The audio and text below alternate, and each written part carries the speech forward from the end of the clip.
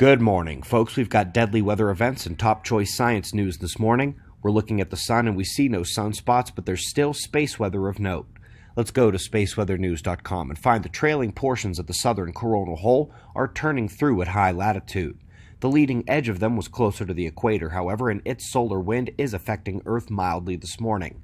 You can see the purple plasma speed of the stream increasing over the last day and a half, bringing geomagnetic conditions up off the floor but still relatively quiet. Now we'll have eyes open for intensified solar wind streams, which would intensify geomagnetic conditions, but we'll also have eyes open for extended runs of KP0 as cosmic ray alerts do kick in harder when they're consecutive events. Let's go to the Indian Ocean. That cyclone is finally reaching Somalia after dancing for days offshore. As it shifts inland and slightly south, the system even further south is strengthening and becoming a tremendously powerful cyclone on approach to Madagascar. That'll be arriving early next week. We're going next to Burundi.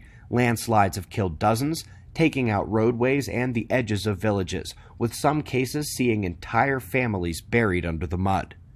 The record snowfall continues in the north, city after city across the world, and in Japan, they join the white season this week. But coming back to the U.S., powerful low off the coastline set to deliver yet another round of rainfall and flash flooding to the west coast. It is not quite going to qualify as an atmospheric river, an arc storm, but it's close. And those are the focus of a new study showing the vast majority of flood-related damage in the west is due exactly to those formations of moisture streaming in from the central Pacific, like this, the Pineapple Express. Up next, more from the Parker Solar Probe here. The Michigan team is focused on the rotational anomalies in the solar wind. So the same plasma that rotates with the sun is the radially ejected solar wind we see streaming straight away from it here at Earth. So where does it switch from rotating to ejecting out? Well, not exactly where they thought.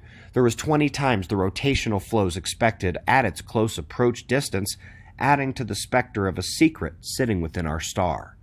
Asteroid Bennu is up next, and while one of the particle bursts from its surface gave incredible visuals months ago, the science analysis and particle tracing is complete, as they've also detailed the unbelievable temperature changes endured by the space rock as it does its 4 to 5 hour rotation. Up next is one for the entire west coast of the North Americas. Cascadia and San Andreas are linked. This not only broadens the potential data analysis used to forecast big quakes off the U.S. and Canadian coastlines, but it may indicate that when one goes, the other may not be far behind. Lastly, on the news front, we've got scientists using the latest Gaia data to refine the mass of the Milky Way galaxy. Now, we've heard that there could be 100 billion stars, maybe just as many rogue planets, with some stars being Jupiter-sized and some millions of solar masses. They do say now here that the entire mass of the Milky Way is about 1 trillion suns, and sadly, that is still likely way too low. Never mind that they forgot to include the mass of their precious dark matter, which they use to fix the galactic rotation problem, and which isn't real but also is required under the paradigm they are using. In reality, what they're missing is the extra dust and gas and rogue planets and red and brown dwarf stars and all the other tiny, harder-to-see populations. And this is why the plasma cosmology is so crucial. This is why we can't ignore the electromagnetic effects of solar plasma on the terrestrial climate, and why we can't afford to ignore the implications of the large-scale structure of the galaxy on the rare recurrent events of our star. We greatly appreciate your support. Watch our movies on plasma, climate, and catastrophe, and learn more at our homepage with playlists on space weather, the atmosphere, outer space, and more. We've got wind map forecasts and shots of our star to close. We'll do this all again tomorrow, right here, but right now it's 4:45 a.m. in the new Valley of the Sun.